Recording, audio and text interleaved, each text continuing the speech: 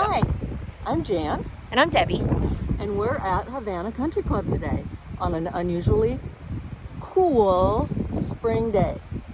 And we are playing Hemmingway to Kilimanjaro, which is one of my favorite rotations. Yes, mine too. And so this video will just be about Hemmingway, and then we'll do a second follow-up on the back nine.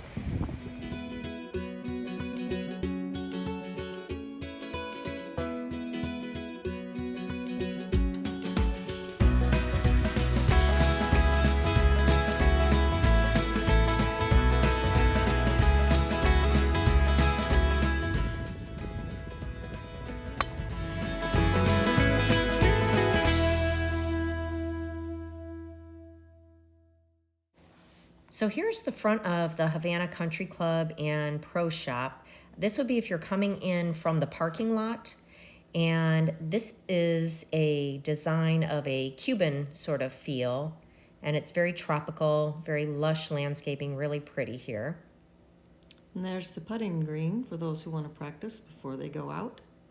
And this is your view actually from the back of the clubhouse, which you've got your golf cart parking below, and then it ends up with the 9th hole over there, 9th hole. And walking down the path from the front to the back, you can see how beautiful it is. And with the little lake there, and the number 9 hole will show you from that angle. And you see a lot of big things down. We had a lot of wind, so there's some landscaping that took a hit. So you can enter from the front or the back in order to check in for golf. They've got these steps going up, so if you're in the back, you are going to have to hike up all those steps. Here's some shopping, and if you're there early, it's always fun to do. They've got clothing and all the golf supplies. And then there's the putting green. And the golf cage. They don't have a driving range, but you can warm up by hitting into the cage. And if you were going to rent a cart, this is where you'd pick them up. Again, they're off to the right of the clubhouse.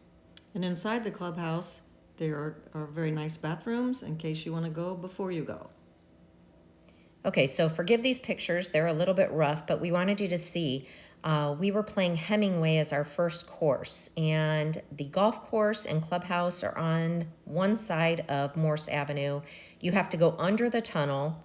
Then you go to the left, you make a left-hand turn out of the tunnel, and then you've actually got to go across a neighborhood driveway, which is Hadley, and then you'll continue down the cart path in order to get to the Hemmingway course. Sometimes people get a little confused and lost trying to find it. And some people just get lost because they don't know why that's golf traffic only, just to go to the course. It doesn't go anywhere else. Yep, dead ends.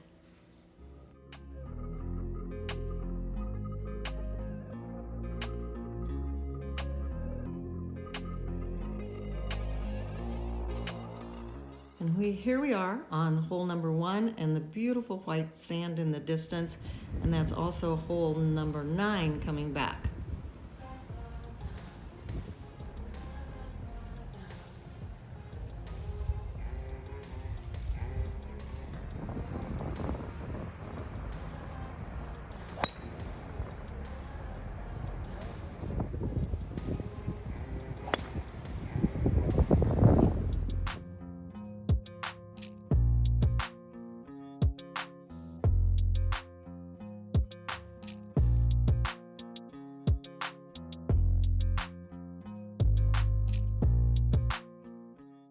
And here's the sand trap clear up on this hill, way left and way far back from the green. And if you're in that, you're in trouble.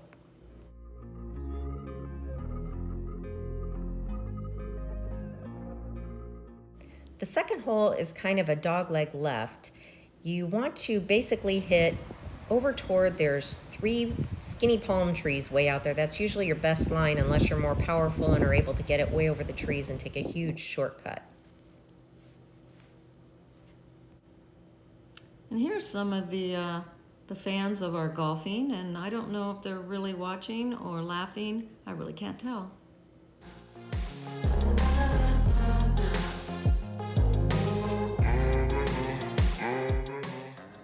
This one's a pretty short par 3, pretty straightforward, not much trouble to get into. That's easy for you to say.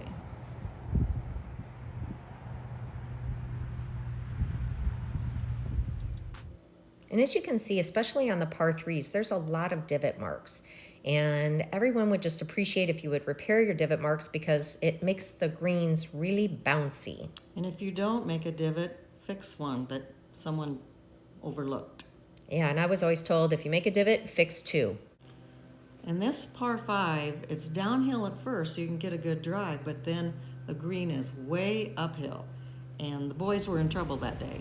Yeah, there's some water off to the right, and you don't realize it's there until after you've teed off. It does jut out just a bit, so if you're a long hitter, sometimes that water can be in play, so you want to make sure you play to the left of the course.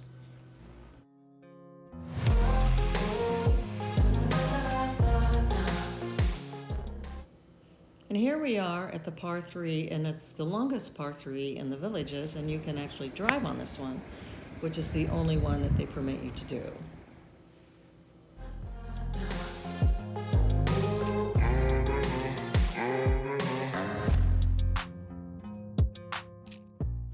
And look, somebody must have gotten a birdie, or at least somebody said they did. So, got to do a birdie shot in the Villages. That's the rules here. In this hole, the next one is all uphill with lots of sand traps, and Paul Bunyan has teed up his ball.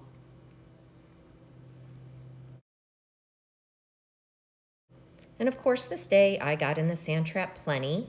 And one thing that we thought we would mention to you is that in the Villages, they do request that you keep the rakes inside the trap and not on the grass. I know up north, a lot of the courses you put them out on the grass, but down here they do request that you keep them inside the trap.